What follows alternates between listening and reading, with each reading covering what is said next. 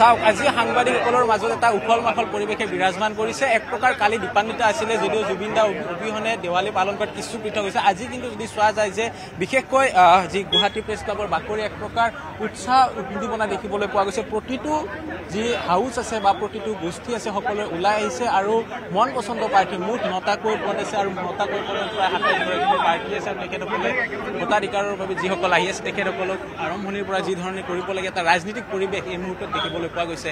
সকলো পাৰ্টীসমূহ আছে আমি তেখেতসকলৰ কিছু মন্তব্য ল'ম আৰু ঠিক একেদৰে দেখুৱাই যাব। আৰু এই মুহূৰ্তলৈকে প্ৰায় 350তকৈ অধিক ভোটাধিকাৰে সাব্যস্ত কৰিছে। প্ৰায় 4ঘৰ ঘৰ চুৰ হৈছে আৰু এতিয়া সময় ঠিক 12:30 বাজিছে।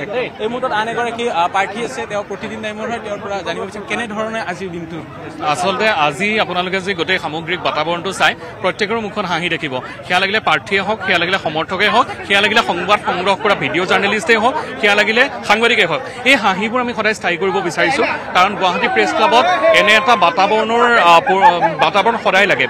এটা আড্ডাৰ থলীলৈ ৰূপান্তৰিত হ'ব লাগে Guwahati press club. Guwahati press ক্লাবত তেতিয়া হাঁহিবোৰ আচলতে স্থায়ী হ'ব যেতিয়া কাম হ'ব, আৰু এই কামবোৰ আমি আচলতে স্থায়ী কৰিব লাগে। আৰু সেইবাবেই সাংস্কৃতিক সম্পাদক পদত মই সমীৰণ বৰঠাকুৰে প্ৰাৰ্থিত্ব আগবঢ়াইছো। আৰু গুৱাহাটী প্ৰেছ ক্লাব সমগ্ৰ অসমৰে নহয় উত্তৰ পূৰ্বাঞ্চলৰ এটা বৃহৎ জাতীয় অনুষ্ঠানলৈ পৰ্যবেক্ষিত হওক, তাৰে কামনা কৰিছো। সকলোৰে ভাল হওক, নিউজ 18 অসম নৰ্থ ইষ্টৰো ভাল হওক। ধন্যবাদ। সকলোৱে এক প্ৰকাৰ নিজৰ নিজৰ যি ধৰণে বিচাৰিছে যে প্ৰেছ ক্লাবটো উন্নতি হওক, সকলোৱে ওলাই আহিছে। আৰু এগৰাকী প্ৰাৰ্থী অপূৰ্ব কাৰ্যক দেখিছো DUIৰ পৰা তেখেতে অৱতীৰ্ণ হৈছে। আৰু আজিৰ দিনটো এটা বেলেগ পৰিৱেশ দেখিবলৈ গৈছে, একবাৰ ৰাজকীয় ষ্টাইল।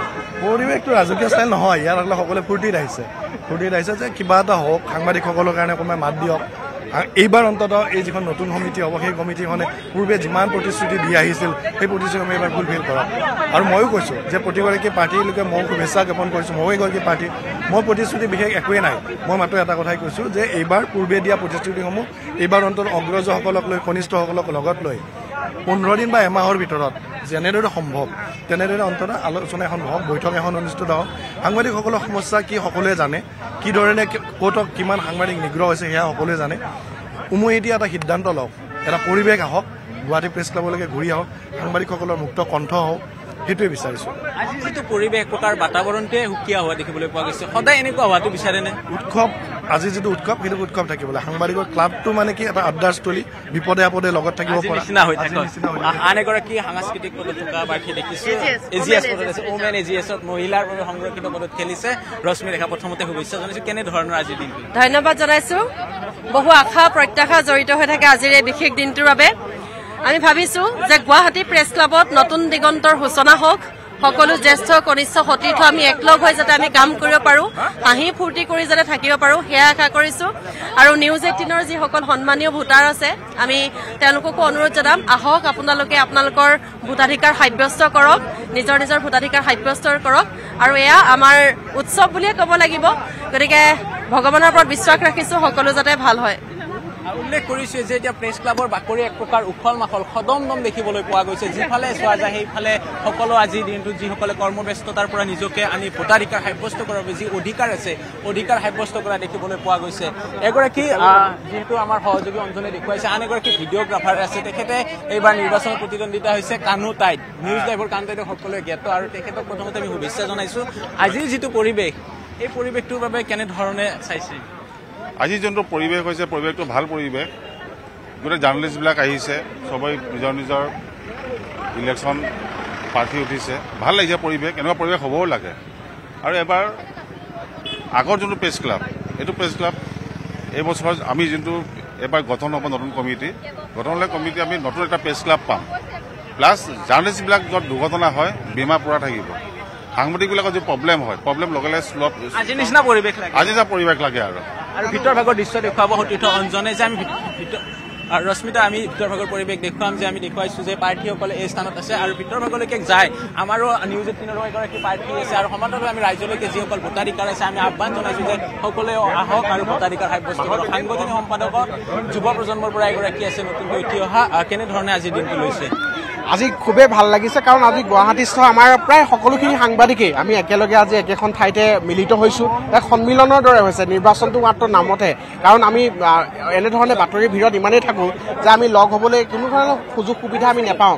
আৰু আজি গুৱাহাটী প্ৰেছ ক্লাবৰ এই নিৰ্বাচনটোত মই নিজকে এগৰাকী প্ৰাৰ্থী হিচাপে ইয়াত যি অংশীদাৰ হ'বলৈ পায় যথেষ্ট মই নিজকে সৌভাগ্যৱান মানিছোঁ আৰু আগন্তুক দিনত মই সাংগঠনিক সম্পাদক হিচাপে যিহেতু মই এবাৰ প্ৰতিনিধিত্ব আগবঢ়াইছোঁ গতিকে যদিহে জয় লাভ কৰোঁ তেতিয়াহ'লে বহুখিনি যি সাংগঠনিক দিশত কৰিবলগীয়া কাম আছে বহু আশোৱা বা বিসংগতি আছে এই সকলোখিনি ক্ষেত্ৰত মই গুৰুত্ব দিম সেয়া মই আজি আচলতে বিশেষভাৱে পণ লৈছোঁ আৰু বৰ্তমানলৈকে ভোটাৰৰ সঁহাৰি যথেষ্ট ভাল আৰু বেছি সময় নাই গতিকে কিছু সময়ৰ পিছত আৰু সম্পূৰ্ণ ভোট হৈ যাব বুলি আমি আশা প্ৰকাশ কৰিছোঁ এক প্ৰকাৰ সন্মিলনৰ স্থলী হৈ পৰিছে আৰু ভিতৰ ভাগলৈকে যাম আৰু যিসকল আছে পৰিৱেশটো দেখুৱাইছে যে আমাৰ নিউজ 18ৰ দলটোৱে গোটেই ভোটাধিকাৰ সাব্যস্ত কৰিবলৈ আহিছিলে আৰু আজিৰ যিটো পৰিৱেশ কেনেকুৱা হৈছে না ভাল লাগিছে যে সকলো ওলাই আহিছে বিশেষকৈ আমাৰ মানে সাংবাদিক বন্ধুসকল ওলাই আহিছে আৰু তেওঁলোকৰ মাজত এই একতাটো আমি সদায় বৰ্তাই ৰাখিব লাগিব আৰু সকলোলৈকে শুভেচ্ছা আছে আৰু নতুন কমিটিত খুব ভাল ধৰণে কাম কৰিব শংকৰ দা আছে সদায় ব্যস্ত হৈ থাকে আজি বাহিৰলৈকে আহিছে বাহিৰলৈ ওলাইছে মানে আজি আমাৰ যিটো এটা অধিকাৰ মানে আমি আৰু আমাৰ এটা এখন সুস্থ কমিটি এখন গঠন কৰিবলৈ আমি এটা উৎসাহেৰে আগবাঢ়ি আহিছোঁ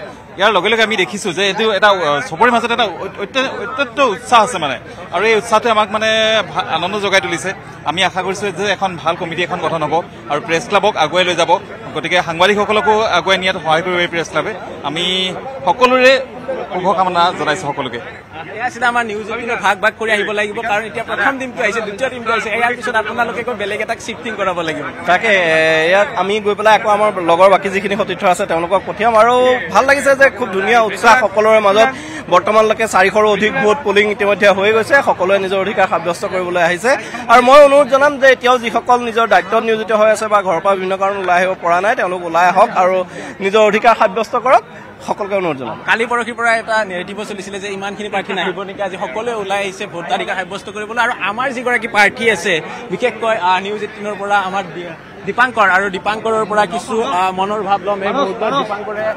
ৰাতিপুৱাৰে পৰা গোটেইখিনি কেনেধৰণে গৈছে আজিৰ দিনটো উৎপল খুব সাংঘাতিক সঁহাৰি আৰু চাওক এতিয়া প্ৰায় 12 বাজি গৈছে সাংঘাতিক পুলিং প্ৰায় 600তকৈ অধিক লোকে ভোটাধিকাৰ সাব্যস্ত কৰিছে আৰু এই মুহূৰ্তত মই শ্ৰদ্ধাৰ মোৰ জ্যেষ্ঠ মোৰ সতীৰ্থ আৰু কনিষ্ঠসকলক আহ্বান জনাইছোঁ আহক আজি ওলাই 2 বছৰৰ মূৰত আমি যি এই বিশাল আমাৰ গণতান্ত্ৰিক যি উৎসৱ আহি ইয়াৰ অংশীদাৰ হওক আৰু ক্ৰীড়া সম্পাদকৰ পদত মই যিদৰে আগবাঢ়িছোঁ সঁচাকৈ অভূতপূৰ্ব সঁহাৰি আৰু যথেষ্টখিনি মৰমৰ বাটেৰে এই মুহূৰ্তত আগবাঢ়িছোঁ আৰু 4 বজালৈকে ভোটদান হ'ব আহক আটাই ওলাই এটা ৰেকৰ্ড কৰোঁ আহক আমাৰ প্ৰায় 1200 ভোটাৰ যি তালিকা আছে আটাইকেইগৰাকীয়ে যাতে আজি ভোটাধিকাৰ সাব্যস্ত কৰি এটা সৰ্ববৃহৎ গণতান্ত্ৰিক ব্যৱস্থাটোক যাতে মজবুত শক্তিশালী আৰু একতাৰ বান্ধেৰে যাতে মজবুত কৰি ৰাখে তাৰে প্ৰতি আহ্বান জনাইছোঁ উৎপল কালিৰ দিনটোলৈকে এটা নেৰেটিভো চলিছিলে যে সকলোৱে ভোটাধিকাৰ নাহিব নেকি এতিয়া সময়ৰ লগে লগে কিন্তু সেই সকলো বিভেদ এই কথাবোৰ একদম মানে ভাবি লৈছিলে যে 500-600 পলিং হ'ব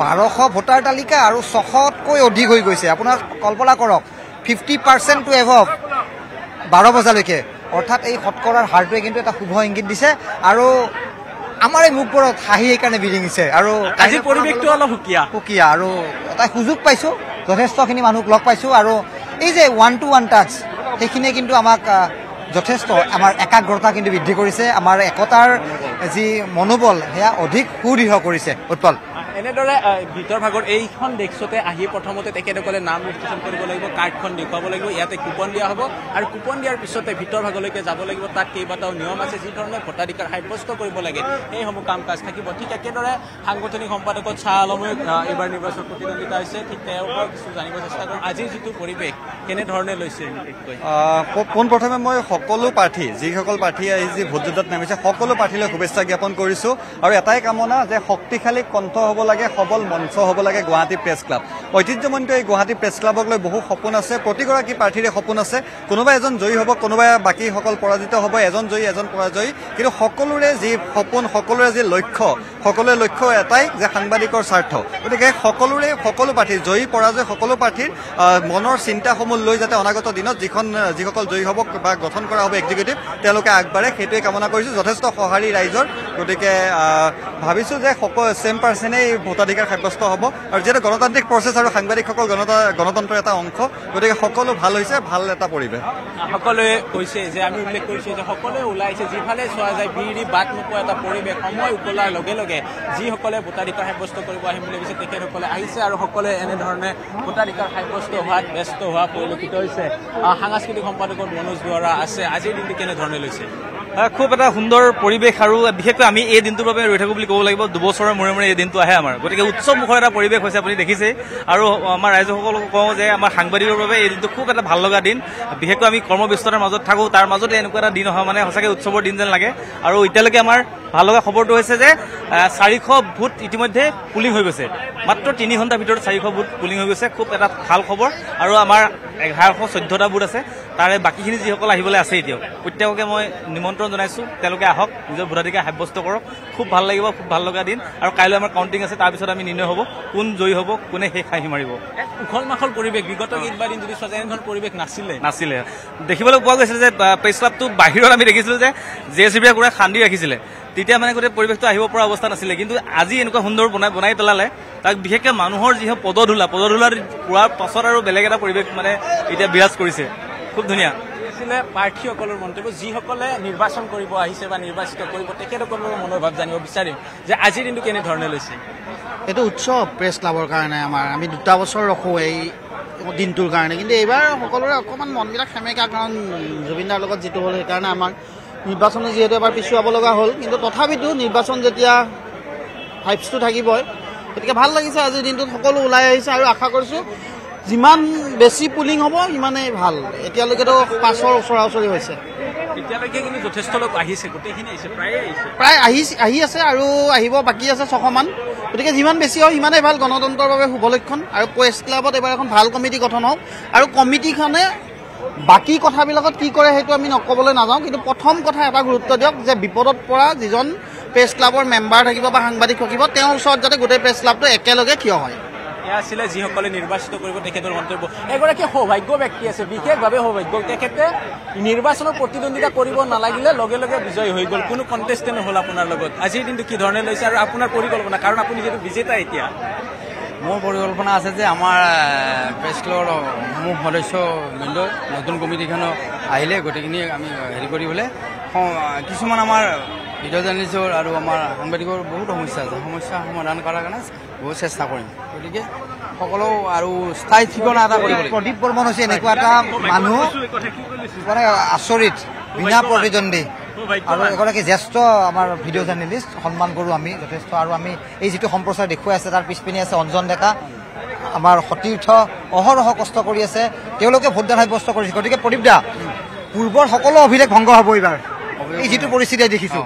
গতিকে যি ভোটদান, যি আমাৰ সাংবাদিকসকলে যেনেকৈ ভোটদান কৰিব আহিছে আৰু আগন্তুক কামবিলাকো সেনেকৈ সমাধান কৰাৰ কাৰণে চেষ্টা কৰিম। গতিকে সকলোৱে শুভেচ্ছা থাকিল।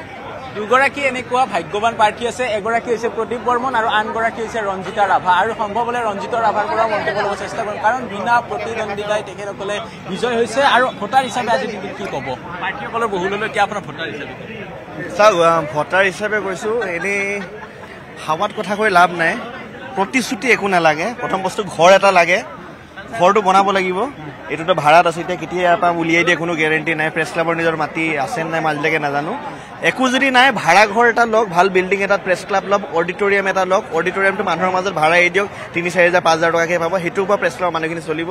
চেঞ্জ বিচাৰিছে, চেঞ্জ লাগে, পৰিৱৰ্তন লাগে, পৰিৱৰ্তন বিচাৰি এইবাৰ আপুনি নিজে দেখিছে ভোটাৰ কিমান বাঢ়ি গৈ আছে। উল্লেখ কৰিছোৱে যে ভোটাৰ আৰু যিসকলে এতিয়াও কৰ্তব্যৰ খাতিৰত অহা নাই, আমাৰ যোৰাবাটৰ পৰা সতীৰ্থসকল আহিছে, এনেধৰণে যোৰাবাটৰখিনি আহিছে, প্ৰতিটো স্থানৰ পৰা আহিছে।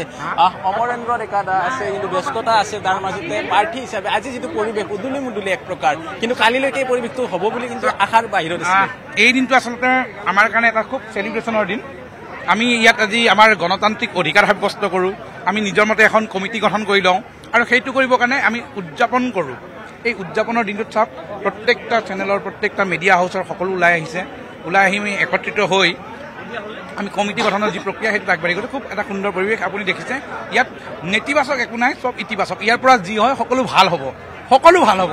আপোনাৰ কিন্তু এইবাৰ যে দুখৰ দিশে এক প্ৰকাৰ আকাশে বতাই গুঞ্জৰিত হৈছে যে নিগেটিভ নহয় পজিটিভ হওক, নেতিবাচক নহয় ইতিবাচক। পজিটিভ, বহুত পজিটিভ কথা লৈ আহিছোঁ, বহুত পজিটিভ কথা লৈ সকলোৱে আহিছে, ভোটাৰ আহিছে, কেণ্ডিডেট অকল পজিটিভ। প্ৰেছ ক্লাবৰ নতুন এটা পথ মুকলি হ'ব, সেইটোৱে শুভেচ্ছা থাকিল। আৰু এনেধৰণে দেখিবলৈ পোৱা গৈছে আন এগৰাকী জ্যেষ্ঠ প্ৰাৰ্থী, তেখেতে পৰাও জানিব বিচাৰিম আজিৰ দিনটো এটা বিশেষ পৰিৱেশ দেখিবলৈ পোৱা গৈছে। এই প্ৰেছ ক্লাবৰ নিৰ্বাচনটো অত্যন্ত গুৰুত্বপূৰ্ণ এইকাৰণে যে অসমৰ সংবাদ জগতখন বহু প্ৰত্যাহ্বানৰ সন্মুখীন হৈছে, আৰু এনে প্ৰত্যাহ্বানৰ বিৰুদ্ধে এক যুদ্ধ দিবলৈ প্ৰেছ ক্লাবে সাংবাদিকসকলক সংগঠিত কৰিব পাৰে, ঐক্যবদ্ধ কৰিব পাৰে আৰু সেই কথাটো সাংবাদিকসকলে বুজিছে আৰু সেইকাৰণে প্ৰেছ ক্লাবৰ গণতন্ত্ৰক শক্তিশালী কৰাৰ কাৰণে সকলো ওলাই আহিছে।